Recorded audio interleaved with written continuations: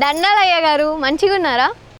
అమ్మవారు ఎలా కొలువు తీరేది ఇక్కడ? అమ్మ స్వయంభూ 7 పాయలు మాంజీరా నది యొక్క ముందు ప్రవాహం 3 ప్రవహిస్తూ అమ్మవారు వెనుక భాగం 4 ప్రవహిస్తూ మధ్యలో అమ్మవారు స్వయంభూగా వెలిసింది వనదుర్గాభవాని మాత.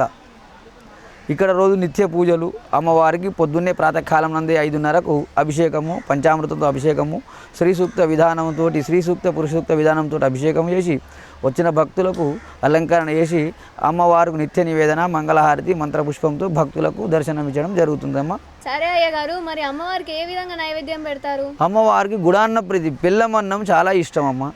ప్రతి వారం శుక్రవారం మంగళవారం ఆదివారం బెల్లమన్నం పెట్టుకుంటూ మిగతా రోజుల్లో పులిహోర అన్ని రకాల సొండలు బిండలు అన్ని రకాల నైవేద్యాలు అమ్మవారికి ఓన్లీ స్వీట్ ఆ నైవేద్యాలు అమ్మవారికి సమర్పించుకొని కోరిన కోరికలు ఇచ్చుతల్లుగా వెలిసిన వన దుర్గా భవాని మాత.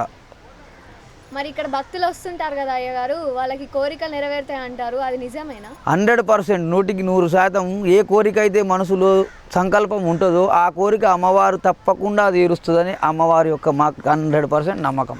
సరే అయ్య గారు, మరి ఇక్కడ ఏదో గుండం ఉందంట కదా, దాంట్లో దంపతులు కలిసి స్నానం చేస్తున్నారు, మరి ప్రాధాన్యత ఏంటిది? అది సంతాన గుండం అంటదమ్మా. అందులో స్నానం చేసి అమ్మవారిని దర్శనం చేసుకుంటే సంతానం తప్పకుండా కలుగుతుంది.